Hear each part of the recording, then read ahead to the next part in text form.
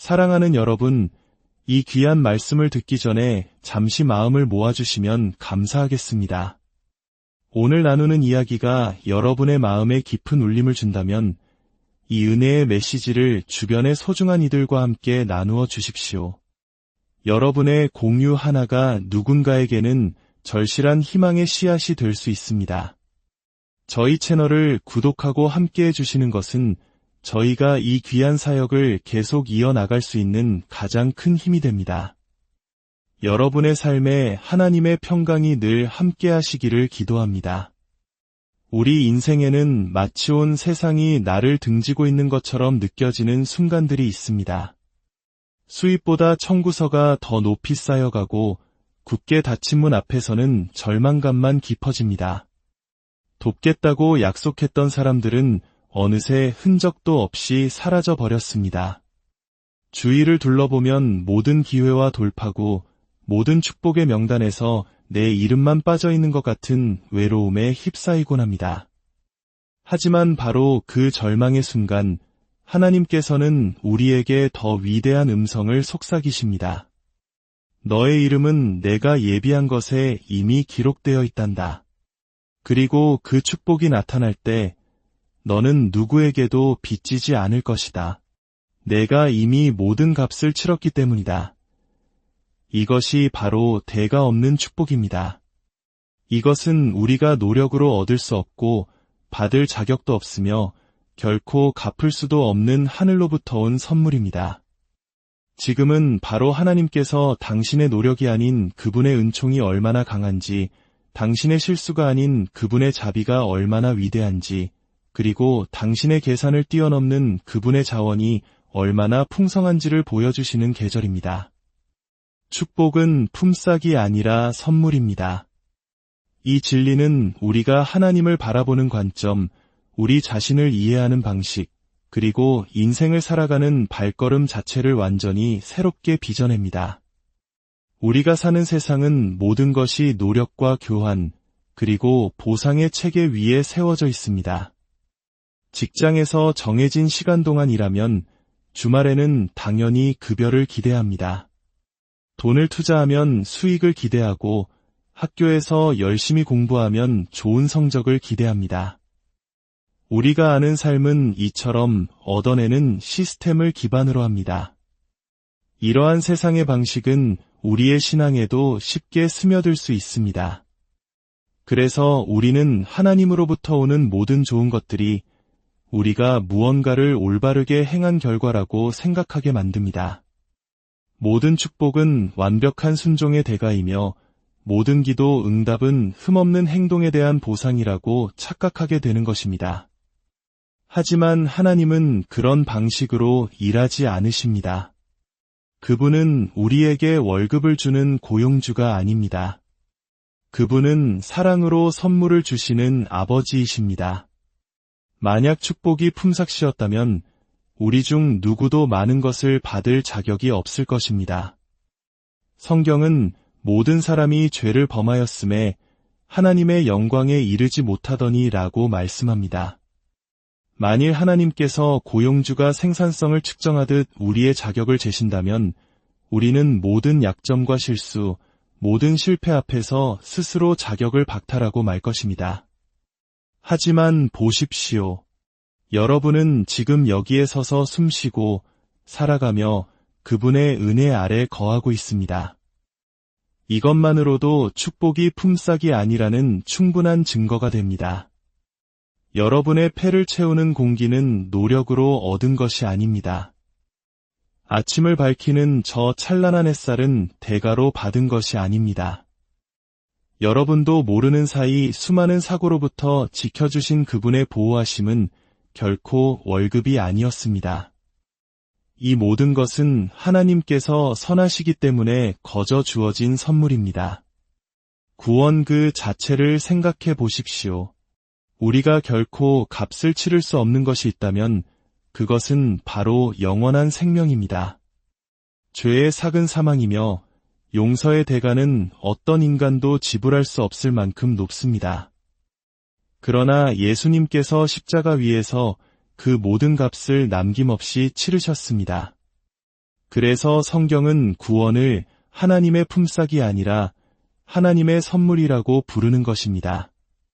당신이 충분히 거룩해서 얻은 것이 아닙니다. 당신이 충분히 의로워서 받을 자격이 있었던 것도 아닙니다. 그것은 오직 믿음을 통해 값없이 주어졌고 영원히 갚을 필요 없는 선물이었습니다. 이 진리를 깨달을 때 너는 하나님께 좋은 것을 받을 자격이 없어라고 속삭이는 죄책감의 사슬이 끊어집니다. 진실은 우리는 결코 자격이 없었고 앞으로도 없을 것이라는 점입니다. 그러나 하나님께서는 여전히 당신을 축복하기를 기뻐하십니다. 왜냐하면 그분의 선하심이 당신의 연약함보다 훨씬 크기 때문입니다. 이 관점은 또한 우리의 교만을 잠재웁니다. 만약 축복이 품삯이었다면 성공한 사람들은 내가 더 열심히 일했어. 내가 더 똑똑했지. 나는 이럴 자격이 있어 라고 자랑할 수 있을 것입니다. 하지만 대가 없는 축복은 교만의 자리를 없애버립니다. 다윗이 왕으로 기름 부음을 받았을 때 그는 자신의 정치적 수완을 자랑할 수 없었습니다.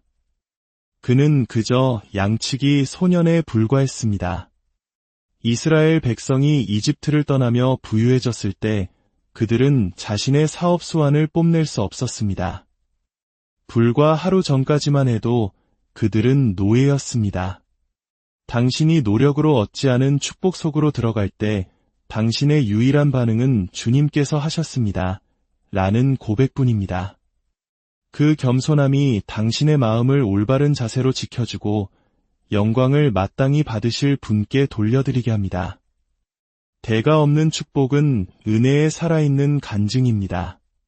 하나님께서 당신의 삶 속에서 도저히 설명할 수 없는 방식으로 움직이실 때, 당신이 두드리지 않은 문을 여실 때, 당신이 구하지 않은 자원을 공급하실 때, 당신이 결코 보지 못했던 위험으로부터 당신을 보호하실 때, 그 순간들은 결코 우연이 아닙니다.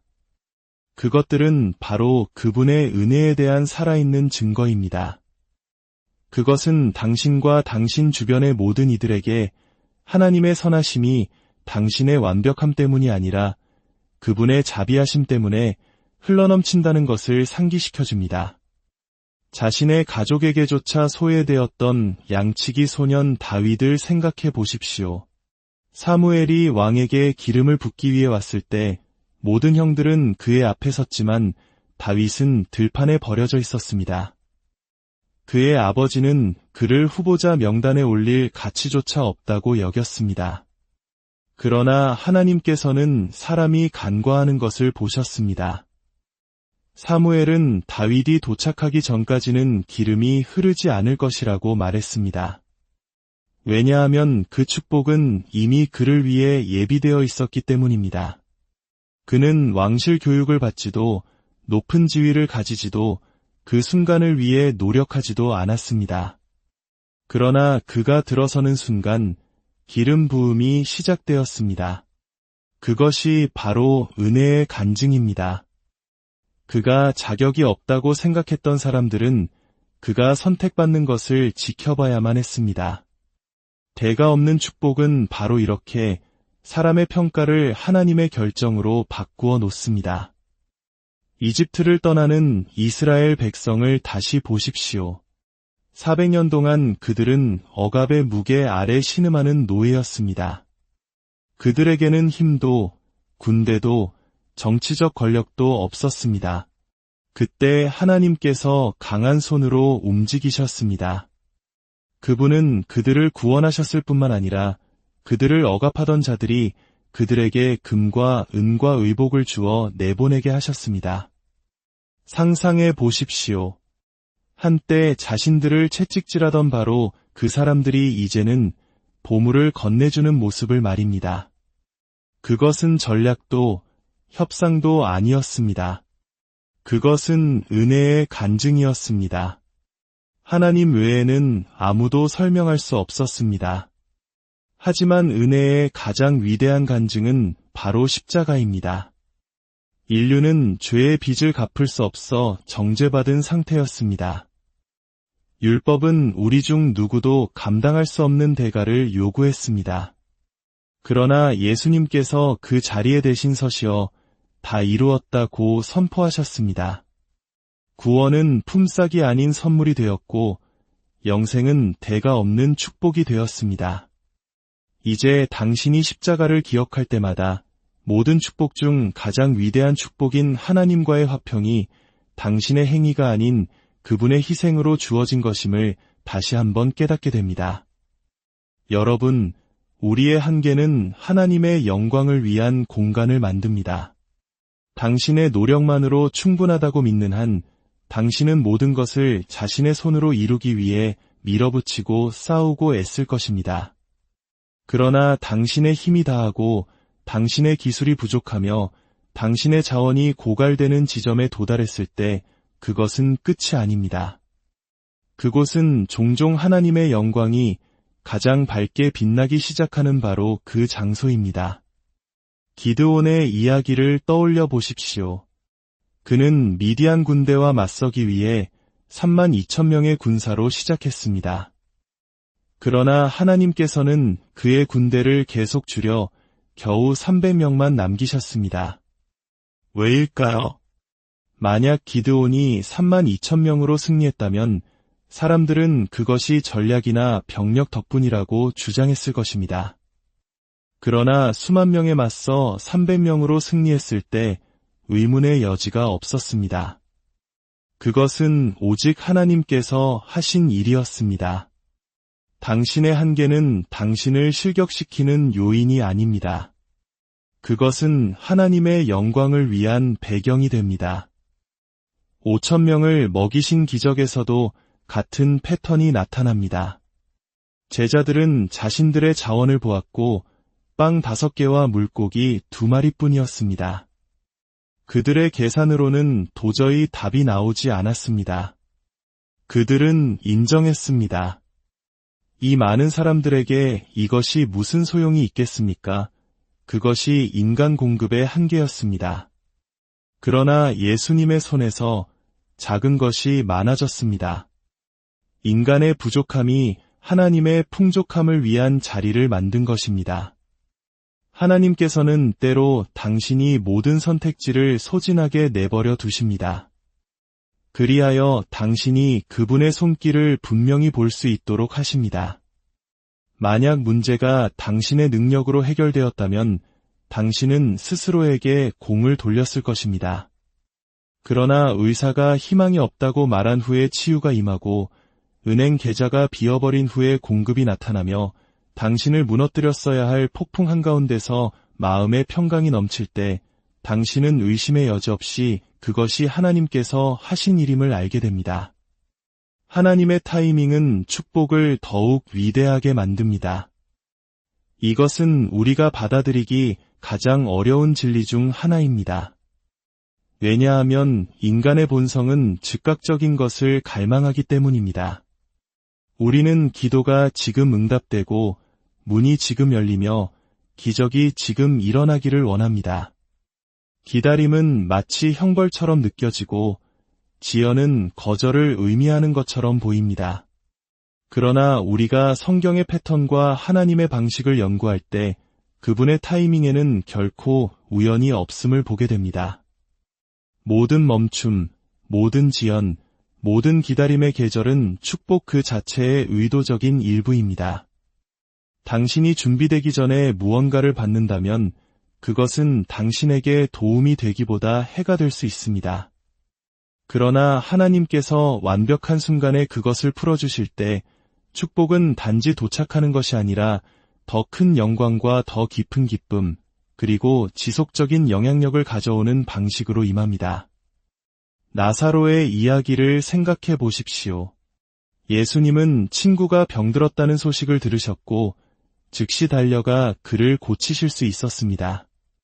그러나 대신에 그는 나사로가 죽고 나흘이 지날 때까지 기다리셨습니다. 자연적인 눈으로 볼 때 그것은 무관심처럼 보였습니다. 마리아와 마르다조차 주께서 여기 계셨더라면 내 오라버니가 죽지 아니하였겠나이다 라고 말했습니다. 그러나 예수님께서는 그들이 볼 수 없는 것을 알고 계셨습니다. 치유도 좋은 일이었겠지만 부활은 훨씬 더 위대한 일이었습니다. 그분은 지체하심으로써 자신의 능력이 더 높은 차원에서 드러날 시나리오를 만드셨고 삶과 죽음에 대한 자신의 권위에 대한 모든 의심을 잠재우셨습니다. 그 타이밍은 잔인한 것이 아니라 전략적인 것이었습니다. 당신의 이름이 적힌 것은 결코 당신을 놓치지 않습니다.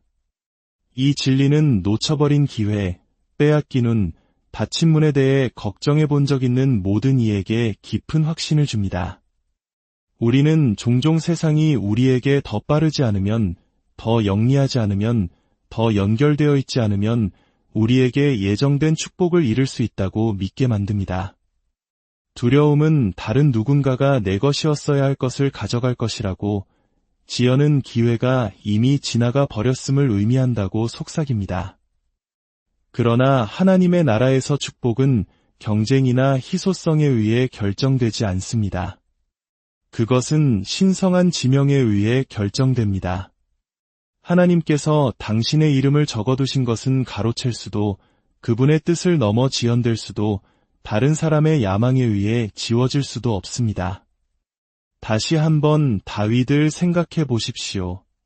사무엘이 다음 왕에게 기름을 부으러 왔을 때 그는 들판에 있었습니다. 모든 형제들이 선지자 앞에 섰고 각자 다윗보다 더 자격이 있어 보였습니다. 그러나 기름은 흐르기를 거부했습니다. 왜일까요? 왕관에 다윗의 이름이 적혀 있었기 때문입니다. 그가 부재 중이었음에도 불구하고 인간의 눈에는 가장 가능성이 없어 보였음에도 불구하고 축복은 그를 기다렸습니다. 다른 누구도 그것을 차지할 수 없었습니다. 마지막으로 감사는 축복의 흐름을 계속 이어지게 합니다. 우리가 받는 모든 축복은 하나님께서 하신 일을 누릴 뿐만 아니라 그것을 주신 분을 기억하라는 초대입니다. 감사는 사소한 예의가 아닙니다. 그것은 모든 것에서 하나님의 손길을 인정하는 마음의 자세입니다. 그리고 당신이 그 자세를 유지할 때 그것은 당신을 더 많은 것을 받을 위치에 서게 합니다. 왜냐하면 하나님께서는 감사로 그분을 영화롭게 하는 자들에게 더 많은 것을 맡기시기 때문입니다. 10명의 나병 환자 이야기를 기억해 보십시오. 그들은 예수님께 치유를 간구했습니다.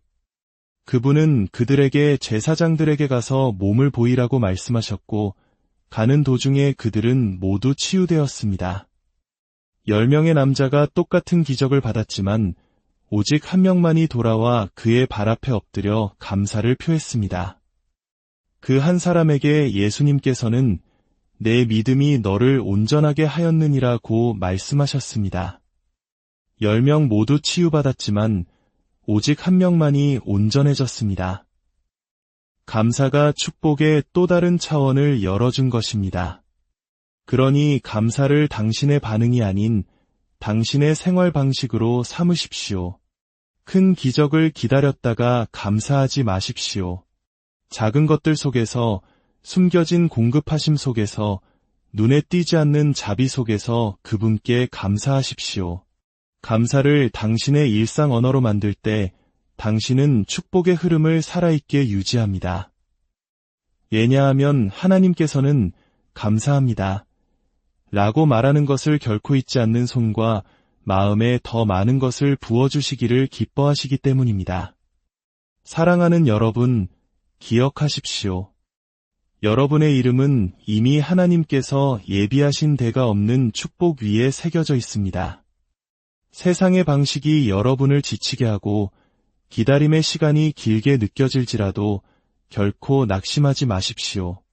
여러분의 한계는 하나님의 영광이 드러날 무대이며 그분의 완벽한 타이밍은 여러분의 상상을 뛰어넘는 더 큰 축복을 가져올 것입니다.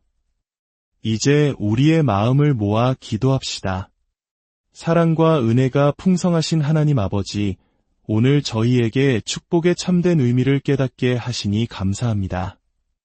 세상의 기준과 우리의 노력으로 하나님의 사랑을 얻으려는 어리석음에서 벗어나 오직 은혜로 주시는 대가 없는 선물을 믿음으로 받게 하옵소서. 기다림의 시간 속에서도 주님의 신실하심을 신뢰하게 하시고 우리의 연약함 속에서 온전하게 일하시는 주님의 능력을 경험하게 하옵소서. 감사가 마르지 않는 삶을 살게 하시어 우리를 통해 더 많은 이들이 주님의 살아계신 은혜를 보고 알게 하옵소서. 이 시간 말씀을 듣는 모든 이들의 가정과 일터, 그리고 그들의 모든 앞날을 주님께서 친히 축복하여 주시옵소서. 예수 그리스도의 이름으로 기도드립니다. 사랑하는 여러분, 이 귀한 말씀을 듣기 전에 잠시 마음을 모아주시면 감사하겠습니다. 오늘 나누는 이야기가 여러분의 마음에 깊은 울림을 준다면 이 은혜의 메시지를 주변의 소중한 이들과 함께 나누어 주십시오. 여러분의 공유 하나가 누군가에게는 절실한 희망의 씨앗이 될 수 있습니다. 저희 채널을 구독하고 함께 해주시는 것은 저희가 이 귀한 사역을 계속 이어나갈 수 있는 가장 큰 힘이 됩니다. 여러분의 삶에 하나님의 평강이 늘 함께 하시기를 기도합니다. 우리 인생에는 마치 온 세상이 나를 등지고 있는 것처럼 느껴지는 순간들이 있습니다. 수입보다 청구서가 더 높이 쌓여가고 굳게 닫힌 문 앞에서는 절망감만 깊어집니다. 돕겠다고 약속했던 사람들은 어느새 흔적도 없이 사라져 버렸습니다. 주위를 둘러보면 모든 기회와 돌파구, 모든 축복의 명단에서 내 이름만 빠져있는 것 같은 외로움에 휩싸이곤 합니다. 하지만 바로 그 절망의 순간 하나님께서는 우리에게 더 위대한 음성을 속삭이십니다. 너의 이름은 내가 예비한 것에 이미 기록되어 있단다. 그리고 그 축복이 나타날 때 너는 누구에게도 빚지지 않을 것이다. 내가 이미 모든 값을 치렀기 때문이다. 이것이 바로 대가 없는 축복입니다. 이것은 우리가 노력으로 얻을 수 없고 받을 자격도 없으며 결코 갚을 수도 없는 하늘로부터 온 선물입니다.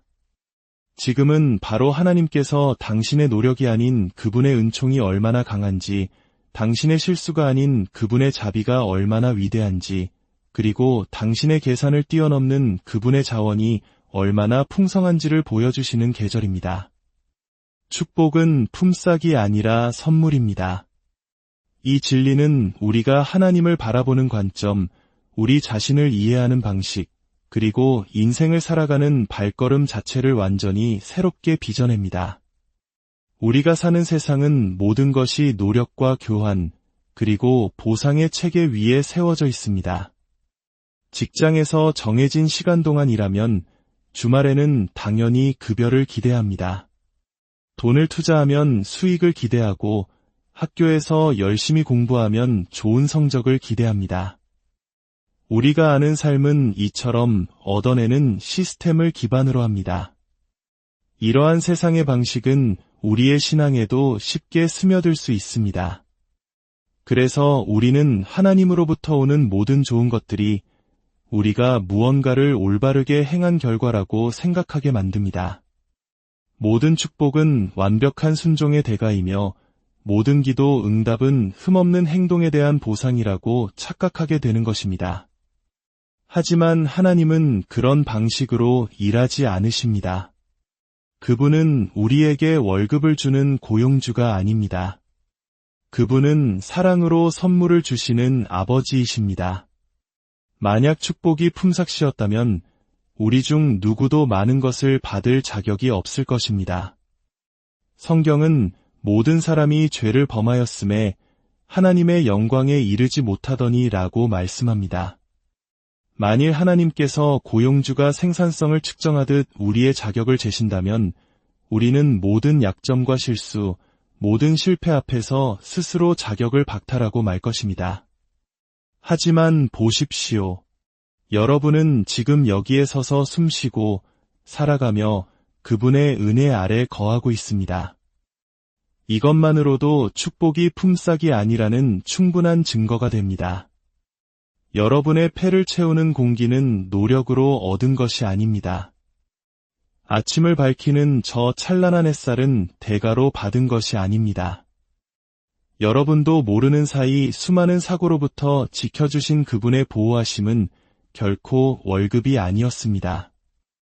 이 모든 것은 하나님께서 선하시기 때문에 거저 주어진 선물입니다. 구원 그 자체를 생각해 보십시오. 우리가 결코 값을 치를 수 없는 것이 있다면 그것은 바로 영원한 생명입니다. 죄의 삭은 사망이며 용서의 대가는 어떤 인간도 지불할 수 없을 만큼 높습니다. 그러나 예수님께서 십자가 위에서 그 모든 값을 남김없이 치르셨습니다. 그래서 성경은 구원을 하나님의 품삯이 아니라 하나님의 선물이라고 부르는 것입니다. 당신이 충분히 거룩해서 얻은 것이 아닙니다. 당신이 충분히 의로워서 받을 자격이 있었던 것도 아닙니다. 그것은 오직 믿음을 통해 값없이 주어졌고 영원히 갚을 필요 없는 선물이었습니다. 이 진리를 깨달을 때 너는 하나님께 좋은 것을 받을 자격이 없어라고 속삭이는 죄책감의 사슬이 끊어집니다. 진실은 우리는 결코 자격이 없었고 앞으로도 없을 것이라는 점입니다. 그러나 하나님께서는 여전히 당신을 축복하기를 기뻐하십니다. 왜냐하면 그분의 선하심이 당신의 연약함보다 훨씬 크기 때문입니다. 이 관점은 또한 우리의 교만을 잠재웁니다. 만약 축복이 품삯이었다면 성공한 사람들은 내가 더 열심히 일했어. 내가 더 똑똑했지. 나는 이럴 자격이 있어 라고 자랑할 수 있을 것입니다. 하지만 대가 없는 축복은 교만의 자리를 없애버립니다. 다윗이 왕으로 기름 부음을 받았을 때 그는 자신의 정치적 수완을 자랑할 수 없었습니다. 그는 그저 양치기 소년에 불과했습니다. 이스라엘 백성이 이집트를 떠나며 부유해졌을 때 그들은 자신의 사업 수완을 뽐낼 수 없었습니다. 불과 하루 전까지만 해도 그들은 노예였습니다. 당신이 노력으로 얻지 않은 축복 속으로 들어갈 때 당신의 유일한 반응은 주님께서 하셨습니다. 라는 고백뿐입니다. 그 겸손함이 당신의 마음을 올바른 자세로 지켜주고 영광을 마땅히 받으실 분께 돌려드리게 합니다. 대가 없는 축복은 은혜에 살아있는 간증입니다. 하나님께서 당신의 삶 속에서 도저히 설명할 수 없는 방식으로 움직이실 때, 당신이 두드리지 않은 문을 여실 때, 당신이 구하지 않은 자원을 공급하실 때, 당신이 결코 보지 못했던 위험으로부터 당신을 보호하실 때, 그 순간들은 결코 우연이 아닙니다. 그것들은 바로 그분의 은혜에 대한 살아있는 증거입니다. 그것은 당신과 당신 주변의 모든 이들에게 하나님의 선하심이 당신의 완벽함 때문이 아니라 그분의 자비하심 때문에 흘러넘친다는 것을 상기시켜줍니다. 자신의 가족에게조차 소외되었던 양치기 소년 다윗을 생각해 보십시오. 사무엘이 왕에게 기름을 붓기 위해 왔을 때 모든 형들은 그의 앞에 섰지만 다윗은 들판에 버려져 있었습니다. 그의 아버지는 그를 후보자 명단에 올릴 가치조차 없다고 여겼습니다. 그러나 하나님께서는 사람이 간과하는 것을 보셨습니다. 사무엘은 다윗이 도착하기 전까지는 기름이 흐르지 않을 것이라고 말했습니다. 왜냐하면 그 축복은 이미 그를 위해 예비되어 있었기 때문입니다. 그는 왕실 교육을 받지도 높은 지위를 가지지도 그 순간을 위해 노력하지도 않았습니다. 그러나 그가 들어서는 순간 기름 부음이 시작되었습니다. 그것이 바로 은혜의 간증입니다. 그가 자격이 없다고 생각했던 사람들은 그가 선택받는 것을 지켜봐야만 했습니다.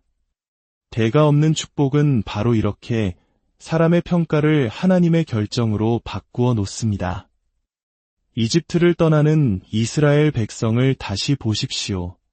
400년 동안 그들은 억압의 무게 아래 신음하는 노예였습니다. 그들에게는 힘도, 군대도, 정치적 권력도 없었습니다. 그때 하나님께서 강한 손으로 움직이셨습니다. 그분은 그들을 구원하셨을 뿐만 아니라 그들을 억압하던 자들이 그들에게 금과 은과 의복을 주어 내보내게 하셨습니다. 상상해 보십시오. 한때 자신들을 채찍질하던 바로 그 사람들이 이제는 보물을 건네주는 모습을 말입니다. 그것은 전략도 협상도 아니었습니다. 그것은 은혜의 간증이었습니다. 하나님 외에는 아무도 설명할 수 없었습니다. 하지만 은혜의 가장 위대한 간증은 바로 십자가입니다. 인류는 죄의 빚을 갚을 수 없어 정죄받은 상태였습니다. 율법은 우리 중 누구도 감당할 수 없는 대가를 요구했습니다. 그러나 예수님께서 그 자리에 대신 서시어 다 이루었다고 선포하셨습니다. 구원은 품삯이 아닌 선물이 되었고 영생은 대가 없는 축복이 되었습니다. 이제 당신이 십자가를 기억할 때마다 모든 축복 중 가장 위대한 축복인 하나님과의 화평이 당신의 행위가 아닌 그분의 희생으로 주어진 것임을 다시 한번 깨닫게 됩니다. 여러분, 우리의 한계는 하나님의 영광을 위한 공간을 만듭니다. 당신의 노력만으로 충분하다고 믿는 한 당신은 모든 것을 자신의 손으로 이루기 위해 밀어붙이고 싸우고 애쓸 것입니다. 그러나 당신의 힘이 다하고 당신의 기술이 부족하며 당신의 자원이 고갈되는 지점에 도달했을 때 그것은 끝이 아닙니다. 그곳은 종종 하나님의 영광이 가장 밝게 빛나기 시작하는 바로 그 장소입니다. 기드온의 이야기를 떠올려 보십시오. 그는 미디안 군대와 맞서기 위해 32,000명의 군사로 시작했습니다. 그러나 하나님께서는 그의 군대를 계속 줄여 겨우 300명만 남기셨습니다. 왜일까요? 만약 기드온이 32,000명으로 승리했다면 사람들은 그것이 전략이나 병력 덕분이라고 주장했을 것입니다. 그러나 수만 명에 맞서 300명으로 승리했을 때 의문의 여지가 없었습니다. 그것은 오직 하나님께서 하신 일이었습니다. 당신의 한계는 당신을 실격시키는 요인이 아닙니다. 그것은 하나님의 영광을 위한 배경이 됩니다. 5,000명을 먹이신 기적에서도 같은 패턴이 나타납니다.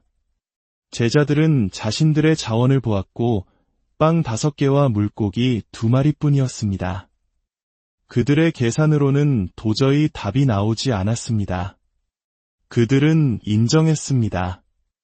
이 많은 사람들에게 이것이 무슨 소용이 있겠습니까? 그것이 인간 공급의 한계였습니다. 그러나 예수님의 손에서 작은 것이 많아졌습니다. 인간의 부족함이 하나님의 풍족함을 위한 자리를 만든 것입니다. 하나님께서는 때로 당신이 모든 선택지를 소진하게 내버려 두십니다. 그리하여 당신이 그분의 손길을 분명히 볼 수 있도록 하십니다.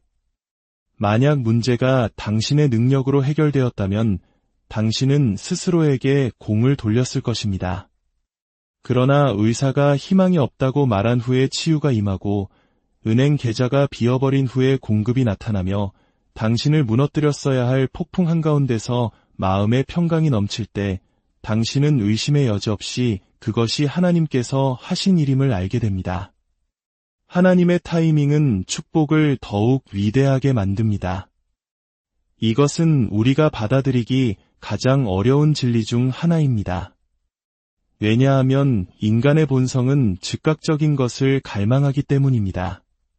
우리는 기도가 지금 응답되고 문이 지금 열리며 기적이 지금 일어나기를 원합니다. 기다림은 마치 형벌처럼 느껴지고 지연은 거절을 의미하는 것처럼 보입니다. 그러나 우리가 성경의 패턴과 하나님의 방식을 연구할 때 그분의 타이밍에는 결코 우연이 없음을 보게 됩니다. 모든 멈춤, 모든 지연, 모든 기다림의 계절은 축복 그 자체의 의도적인 일부입니다. 당신이 준비되기 전에 무언가를 받는다면 그것은 당신에게 도움이 되기보다 해가 될 수 있습니다. 그러나 하나님께서 완벽한 순간에 그것을 풀어주실 때 축복은 단지 도착하는 것이 아니라 더 큰 영광과 더 깊은 기쁨, 그리고 지속적인 영향력을 가져오는 방식으로 임합니다. 나사로의 이야기를 생각해 보십시오. 예수님은 친구가 병들었다는 소식을 들으셨고 즉시 달려가 그를 고치실 수 있었습니다. 그러나 대신에 그는 나사로가 죽고 나흘이 지날 때까지 기다리셨습니다. 자연적인 눈으로 볼 때 그것은 무관심처럼 보였습니다. 마리아와 마르다조차 주께서 여기 계셨더라면 내 오라버니가 죽지 아니하였겠나이다 라고 말했습니다. 그러나 예수님께서는 그들이 볼 수 없는 것을 알고 계셨습니다. 치유도 좋은 일이었겠지만 부활은 훨씬 더 위대한 일이었습니다. 그분은 지체하심으로써 자신의 능력이 더 높은 차원에서 드러날 시나리오를 만드셨고 삶과 죽음에 대한 자신의 권위에 대한 모든 의심을 잠재우셨습니다. 그 타이밍은 잔인한 것이 아니라 전략적인 것이었습니다. 당신의 이름이 적힌 것은 결코 당신을 놓치지 않습니다. 이 진리는 놓쳐버린 기회, 빼앗긴 운, 닫힌 문에 대해 걱정해 본 적 있는 모든 이에게 깊은 확신을 줍니다. 우리는 종종 세상이 우리에게 더 빠르지 않으면, 더 영리하지 않으면, 더 연결되어 있지 않으면 우리에게 예정된 축복을 잃을 수 있다고 믿게 만듭니다. 두려움은 다른 누군가가 내 것이었어야 할 것을 가져갈 것이라고, 지연은 기회가 이미 지나가 버렸음을 의미한다고 속삭입니다.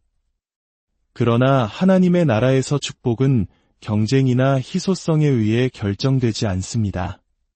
그것은 신성한 지명에 의해 결정됩니다.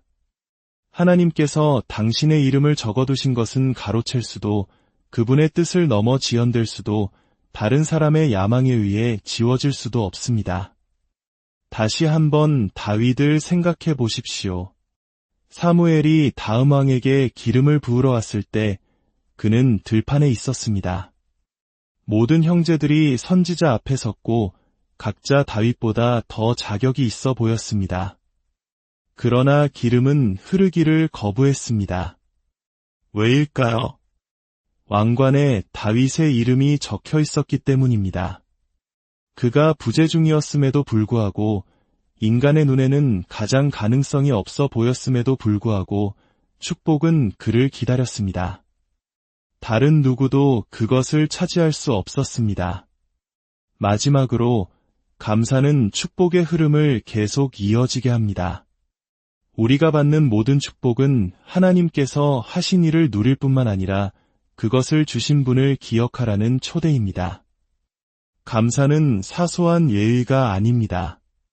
그것은 모든 것에서 하나님의 손길을 인정하는 마음의 자세입니다. 그리고 당신이 그 자세를 유지할 때 그것은 당신을 더 많은 것을 받을 위치에 서게 합니다. 왜냐하면 하나님께서는 감사로 그분을 영화롭게 하는 자들에게 더 많은 것을 맡기시기 때문입니다. 10명의 나병 환자 이야기를 기억해 보십시오. 그들은 예수님께 치유를 간구했습니다. 그분은 그들에게 제사장들에게 가서 몸을 보이라고 말씀하셨고 가는 도중에 그들은 모두 치유되었습니다. 10명의 남자가 똑같은 기적을 받았지만 오직 한 명만이 돌아와 그의 발 앞에 엎드려 감사를 표했습니다. 그 한 사람에게 예수님께서는 내 믿음이 너를 온전하게 하였느니라고 말씀하셨습니다. 10명 모두 치유받았지만 오직 한 명만이 온전해졌습니다. 감사가 축복의 또 다른 차원을 열어준 것입니다. 그러니 감사를 당신의 반응이 아닌 당신의 생활 방식으로 삼으십시오. 큰 기적을 기다렸다가 감사하지 마십시오. 작은 것들 속에서, 숨겨진 공급하심 속에서, 눈에 띄지 않는 자비 속에서 그분께 감사하십시오. 감사를 당신의 일상 언어로 만들 때 당신은 축복의 흐름을 살아있게 유지합니다. 왜냐하면 하나님께서는 감사합니다 라고 말하는 것을 결코 잊지 않는 손과 마음에 더 많은 것을 부어주시기를 기뻐하시기 때문입니다. 사랑하는 여러분, 기억하십시오. 여러분의 이름은 이미 하나님께서 예비하신 대가 없는 축복 위에 새겨져 있습니다. 세상의 방식이 여러분을 지치게 하고 기다림의 시간이 길게 느껴질지라도 결코 낙심하지 마십시오. 여러분의 한계는 하나님의 영광이 드러날 무대이며 그분의 완벽한 타이밍은 여러분의 상상을 뛰어넘는 더 큰 축복을 가져올 것입니다. 이제 우리의 마음을 모아 기도합시다. 사랑과 은혜가 풍성하신 하나님 아버지, 오늘 저희에게 축복의 참된 의미를 깨닫게 하시니 감사합니다. 세상의 기준과 우리의 노력으로 하나님의 사랑을 얻으려는 어리석음에서 벗어나 오직 은혜로 주시는 대가 없는 선물을 믿음으로 받게 하옵소서. 기다림의 시간 속에서도 주님의 신실하심을 신뢰하게 하시고 우리의 연약함 속에서 온전하게 일하시는 주님의 능력을 경험하게 하옵소서. 감사가 마르지 않는 삶을 살게 하시어 우리를 통해 더 많은 이들이 주님의 살아계신 은혜를 보고 알게 하옵소서. 이 시간 말씀을 듣는 모든 이들의 가정과 일터, 그리고 그들의 모든 앞날을 주님께서 친히 축복하여 주시옵소서. 예수 그리스도의 이름으로 기도드립니다. 사랑하는 여러분, 이 귀한 말씀을 듣기 전에 잠시 마음을 모아주시면 감사하겠습니다. 오늘 나누는 이야기가 여러분의 마음에 깊은 울림을 준다면 이 은혜의 메시지를 주변의 소중한 이들과 함께 나누어 주십시오. 여러분의 공유 하나가 누군가에게는 절실한 희망의 씨앗이 될 수 있습니다. 저희 채널을 구독하고 함께해 주시는 것은 저희가 이 귀한 사역을 계속 이어나갈 수 있는 가장 큰 힘이 됩니다. 여러분의 삶에 하나님의 평강이 늘 함께 하시기를 기도합니다. 우리 인생에는 마치 온 세상이 나를 등지고 있는 것처럼 느껴지는 순간들이 있습니다. 수입보다 청구서가 더 높이 쌓여가고 굳게 닫힌 문 앞에서는 절망감만 깊어집니다. 돕겠다고 약속했던 사람들은 어느새 흔적도 없이 사라져 버렸습니다. 주위를 둘러보면 모든 기회와 돌파구, 모든 축복의 명단에서 내 이름만 빠져 있는 것 같은 외로움에 휩싸이곤 합니다. 하지만 바로 그 절망의 순간, 하나님께서는 우리에게 더 위대한 음성을 속삭이십니다. 너의 이름은 내가 예비한 것에 이미 기록되어 있단다. 그리고 그 축복이 나타날 때 너는 누구에게도 빚지지 않을 것이다. 내가 이미 모든 값을 치렀기 때문이다. 이것이 바로 대가 없는 축복입니다. 이것은 우리가 노력으로 얻을 수 없고 받을 자격도 없으며 결코 갚을 수도 없는 하늘로부터 온 선물입니다. 지금은 바로 하나님께서 당신의 노력이 아닌 그분의 은총이 얼마나 강한지, 당신의 실수가 아닌 그분의 자비가 얼마나 위대한지, 그리고 당신의 계산을 뛰어넘는 그분의 자원이 얼마나 풍성한지를 보여주시는 계절입니다. 축복은 품삯이 아니라 선물입니다. 이 진리는 우리가 하나님을 바라보는 관점, 우리 자신을 이해하는 방식, 그리고 인생을 살아가는 발걸음 자체를 완전히 새롭게 빚어냅니다. 우리가 사는 세상은 모든 것이 노력과 교환, 그리고 보상의 체계 위에 세워져 있습니다. 직장에서 정해진 시간 동안 일하면 주말에는 당연히 급여를 기대합니다. 돈을 투자하면 수익을 기대하고 학교에서 열심히 공부하면 좋은 성적을 기대합니다. 우리가 아는 삶은 이처럼 얻어내는 시스템을 기반으로 합니다. 이러한 세상의 방식은 우리의 신앙에도 쉽게 스며들 수 있습니다.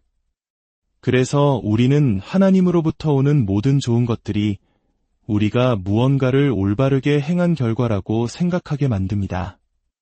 모든 축복은 완벽한 순종의 대가이며 모든 기도 응답은 흠없는 행동에 대한 보상이라고 착각하게 되는 것입니다. 하지만 하나님은 그런 방식으로 일하지 않으십니다. 그분은 우리에게 월급을 주는 고용주가 아닙니다. 그분은 사랑으로 선물을 주시는 아버지이십니다. 만약 축복이 품삯이었다면 우리 중 누구도 많은 것을 받을 자격이 없을 것입니다. 성경은 모든 사람이 죄를 범하였음에 하나님의 영광에 이르지 못하더니 라고 말씀합니다. 만일 하나님께서 고용주가 생산성을 측정하듯 우리의 자격을 재신다면 우리는 모든 약점과 실수, 모든 실패 앞에서 스스로 자격을 박탈하고 말 것입니다. 하지만 보십시오. 여러분은 지금 여기에 서서 숨쉬고 살아가며 그분의 은혜 아래 거하고 있습니다. 이것만으로도 축복이 품삯이 아니라는 충분한 증거가 됩니다. 여러분의 폐를 채우는 공기는 노력으로 얻은 것이 아닙니다. 아침을 밝히는 저 찬란한 햇살은 대가로 받은 것이 아닙니다.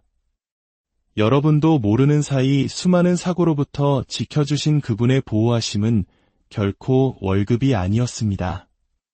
이 모든 것은 하나님께서 선하시기 때문에 거저 주어진 선물입니다. 구원 그 자체를 생각해 보십시오. 우리가 결코 값을 치를 수 없는 것이 있다면 그것은 바로 영원한 생명입니다. 죄의 삭은 사망이며 용서의 대가는 어떤 인간도 지불할 수 없을 만큼 높습니다.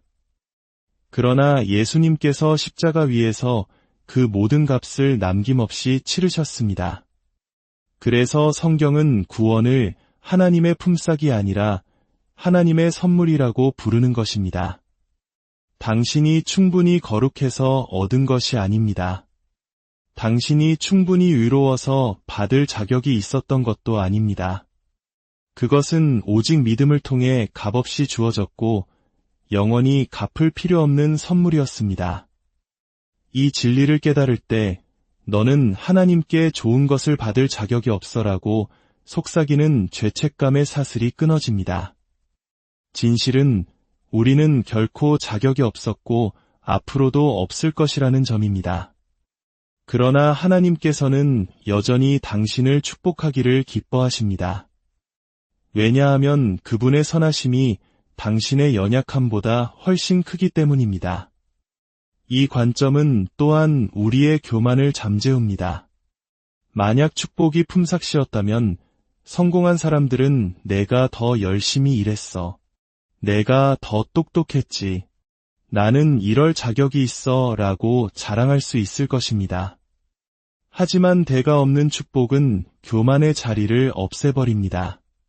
다윗이 왕으로 기름 부음을 받았을 때 그는 자신의 정치적 수완을 자랑할 수 없었습니다. 그는 그저 양치기 소년에 불과했습니다. 이스라엘 백성이 이집트를 떠나며 부유해졌을 때 그들은 자신의 사업 수완을 뽐낼 수 없었습니다. 불과 하루 전까지만 해도 그들은 노예였습니다.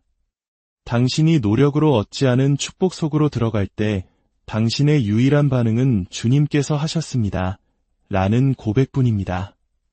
그 겸손함이 당신의 마음을 올바른 자세로 지켜주고 영광을 마땅히 받으실 분께 돌려드리게 합니다. 대가 없는 축복은 은혜에 살아있는 간증입니다. 하나님께서 당신의 삶 속에서 도저히 설명할 수 없는 방식으로 움직이실 때, 당신이 두드리지 않은 문을 여실 때, 당신이 구하지 않은 자원을 공급하실 때, 당신이 결코 보지 못했던 위험으로부터 당신을 보호하실 때, 그 순간들은 결코 우연이 아닙니다. 그것들은 바로 그분의 은혜에 대한 살아있는 증거입니다. 그것은 당신과 당신 주변의 모든 이들에게 하나님의 선하심이 당신의 완벽함 때문이 아니라 그분의 자비하심 때문에 흘러넘친다는 것을 상기시켜줍니다. 자신의 가족에게조차 소외되었던 양치기 소년 다윗을 생각해 보십시오. 사무엘이 왕에게 기름을 붓기 위해 왔을 때 모든 형들은 그의 앞에 섰지만 다윗은 들판에 버려져 있었습니다. 그의 아버지는 그를 후보자 명단에 올릴 가치조차 없다고 여겼습니다. 그러나 하나님께서는 사람이 간과하는 것을 보셨습니다. 사무엘은 다윗이 도착하기 전까지는 기름이 흐르지 않을 것이라고 말했습니다. 왜냐하면 그 축복은 이미 그를 위해 예비되어 있었기 때문입니다. 그는 왕실 교육을 받지도 높은 지위를 가지지도 그 순간을 위해 노력하지도 않았습니다. 그러나 그가 들어서는 순간 기름 부음이 시작되었습니다. 그것이 바로 은혜의 간증입니다. 그가 자격이 없다고 생각했던 사람들은 그가 선택받는 것을 지켜봐야만 했습니다. 대가 없는 축복은 바로 이렇게 사람의 평가를 하나님의 결정으로 바꾸어 놓습니다. 이집트를 떠나는 이스라엘 백성을 다시 보십시오.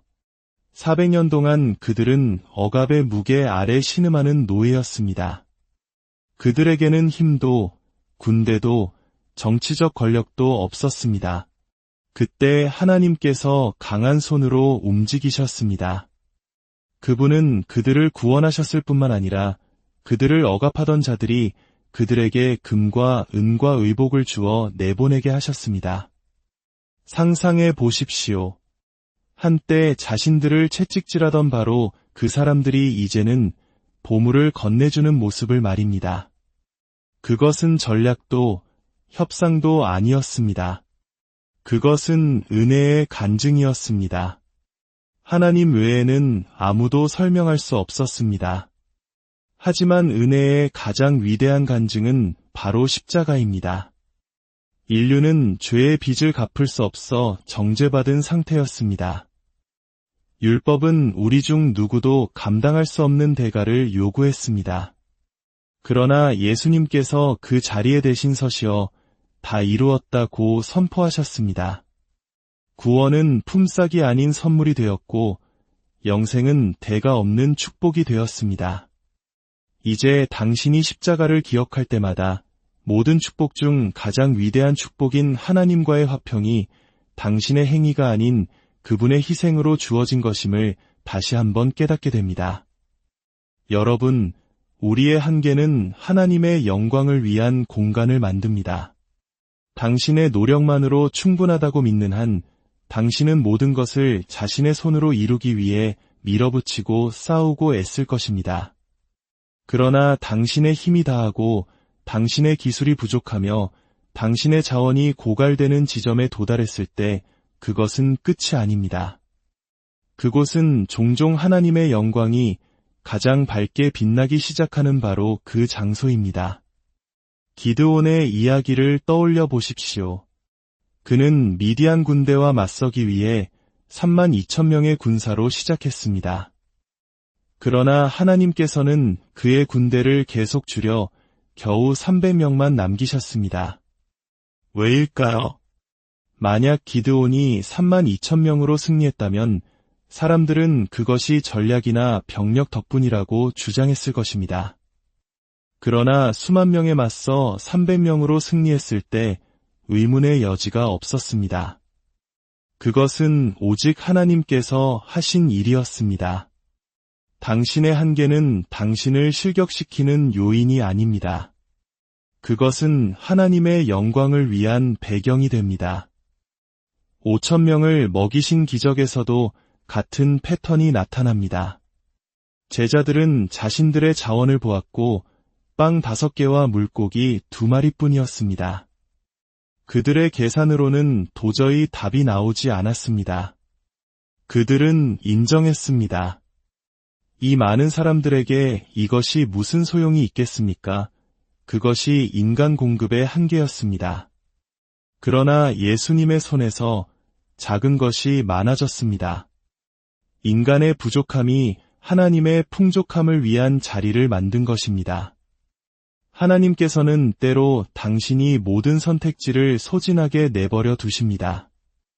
그리하여 당신이 그분의 손길을 분명히 볼 수 있도록 하십니다. 만약 문제가 당신의 능력으로 해결되었다면 당신은 스스로에게 공을 돌렸을 것입니다. 그러나 의사가 희망이 없다고 말한 후에 치유가 임하고 은행 계좌가 비어버린 후에 공급이 나타나며 당신을 무너뜨렸어야 할 폭풍 한가운데서 마음의 평강이 넘칠 때 당신은 의심의 여지 없이 그것이 하나님께서 하신 일임을 알게 됩니다. 하나님의 타이밍은 축복을 더욱 위대하게 만듭니다. 이것은 우리가 받아들이기 가장 어려운 진리 중 하나입니다. 왜냐하면 인간의 본성은 즉각적인 것을 갈망하기 때문입니다. 우리는 기도가 지금 응답되고 문이 지금 열리며 기적이 지금 일어나기를 원합니다. 기다림은 마치 형벌처럼 느껴지고 지연은 거절을 의미하는 것처럼 보입니다. 그러나 우리가 성경의 패턴과 하나님의 방식을 연구할 때 그분의 타이밍에는 결코 우연이 없음을 보게 됩니다. 모든 멈춤, 모든 지연, 모든 기다림의 계절은 축복 그 자체의 의도적인 일부입니다. 당신이 준비되기 전에 무언가를 받는다면 그것은 당신에게 도움이 되기보다 해가 될 수 있습니다.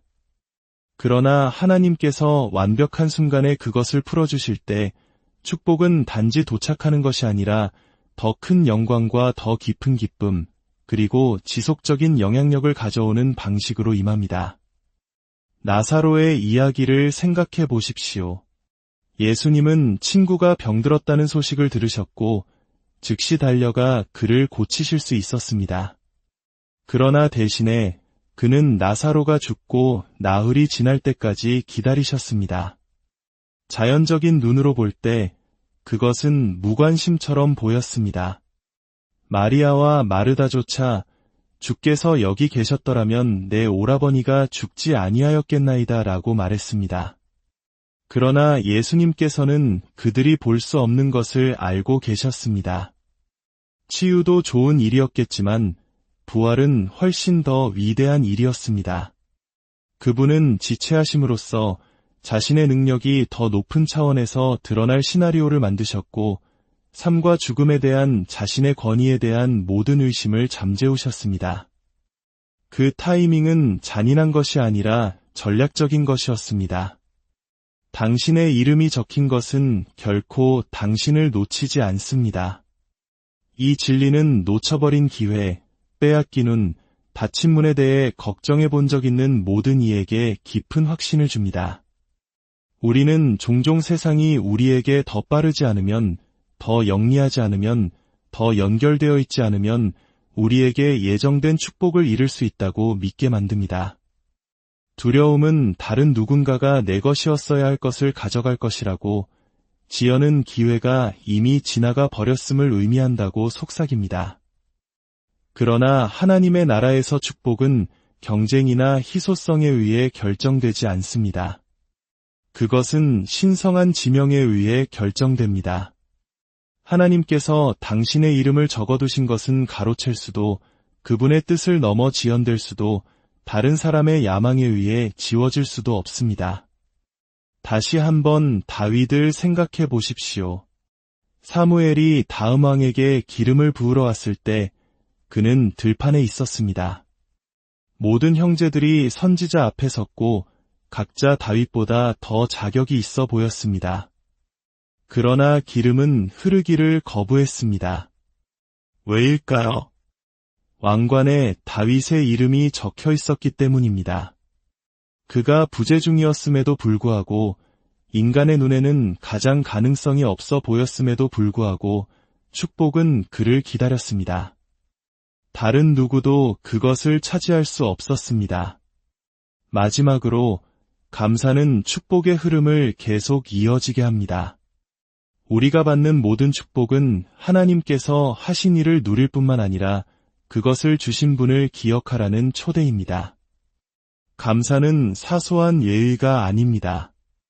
그것은 모든 것에서 하나님의 손길을 인정하는 마음의 자세입니다. 그리고 당신이 그 자세를 유지할 때 그것은 당신을 더 많은 것을 받을 위치에 서게 합니다. 왜냐하면 하나님께서는 감사로 그분을 영화롭게 하는 자들에게 더 많은 것을 맡기시기 때문입니다. 10명의 나병 환자 이야기를 기억해 보십시오. 그들은 예수님께 치유를 간구했습니다. 그분은 그들에게 제사장들에게 가서 몸을 보이라고 말씀하셨고 가는 도중에 그들은 모두 치유되었습니다. 10명의 남자가 똑같은 기적을 받았지만 오직 한 명만이 돌아와 그의 발 앞에 엎드려 감사를 표했습니다. 그 한 사람에게 예수님께서는 내 믿음이 너를 온전하게 하였느니라고 말씀하셨습니다. 10명 모두 치유받았지만 오직 1명만이 온전해졌습니다. 감사가 축복의 또 다른 차원을 열어준 것입니다.